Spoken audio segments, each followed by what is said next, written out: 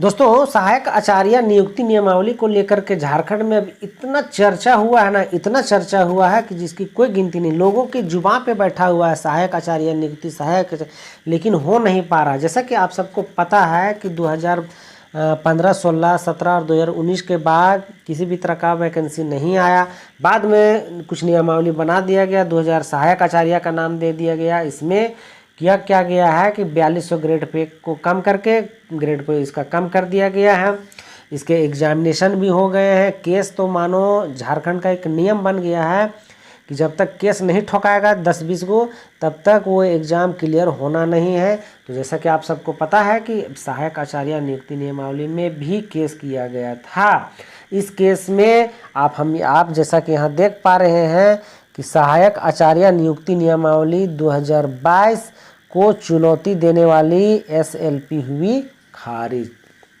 अर्थात कल 9 तारीख के डेट में ये जो है एसएलपी इसकी खारिज हो गई। क्या कारण था, क्या बातें हुई थी, आइए उसको हम लोग देखते हैं। बस इतना ज़रूर जानते हैं हम लोग कि झारखंड में कोई भी नोटिफिकेशन आया है तो उसमें 2-4 केस नहीं ठोकाते हैं, तब तक उस नोटिफिकेशन का ना वैल्यू बढ़ेगा ही नहीं।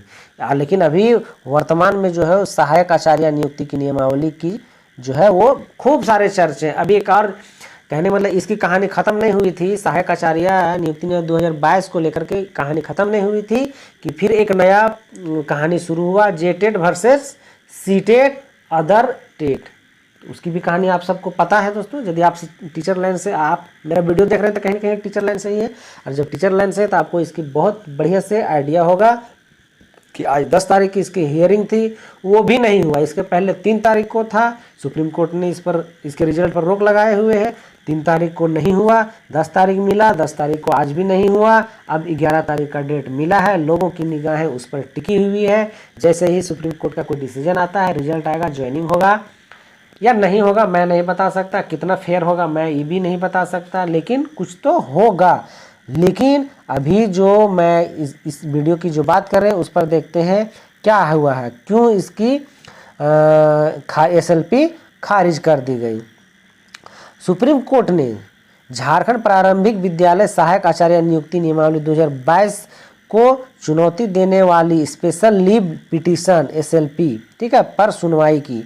मामले में प्रार्थियों व राज्य सरकार का पक्ष सुनने के बाद सुप्रीम कोर्ट ने याचिका खारिज कर दी। जस्टिस एच रॉय व जस्टिस आर माधवन की खंडपीठ ने मामले की सुनवाई के बाद उक्त फैसला सुनाया। अर्थात वह जो जस्टिस एच रॉय और आर माधवन सब कुछ सुन लिए, सबकी बातें सुन लेंगे, तब उन्होंने फैसला सुनाया। इससे पूर्व प्रार्थियों की ओर से खंडपीठ को बताया गया कि एनसीटी की गाइडलाइन के अनुसार शिक्षक पात्रता परीक्षा नियमावली 2012 बनाई गई थी। अर्थात उन लोगों ने जो इधर परिमल कुमार के द्वारा जो भी रणनीति बना करके इस पर याचिका दायर की गई थी, है ना, द स्टेट ऑफ झारखंड, पर किसी तरह का काम नहीं आया। तो वही चीज़ बता रहा है कि उन लोगों ने दायर किया था कि जो 2012 शिक्षक पात्रता परीक्षा 2012 की नियमावली बनाई गई थी वो एनसीटी के गाइडलाइन के अनुसार बनाई गई थी।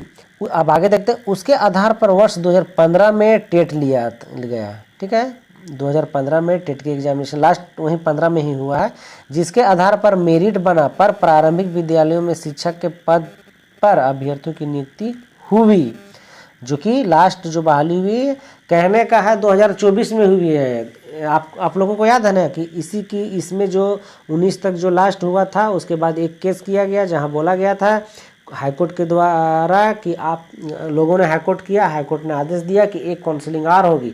एक काउंसलिंग हुई 30 या 1 को हुई, जिसके 27 को 25 को हुई, सॉरी 25/8 को हुई।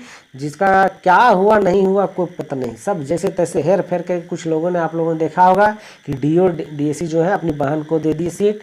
इतना हेरा फेरी कर दिया, मतलब बोले ना मन चढ़ुवल सब बना हुआ है। किसी को कोई मतलब उसकी क्या हुई नहीं हुई किसी तरह बाद में नहीं स्टेटमेंट, खाली इतना ही स्टेटमेंट आया कि डीओ ने अपनी बहन को सारे नियमावली को ताक में रख करके जॉब दे दिया।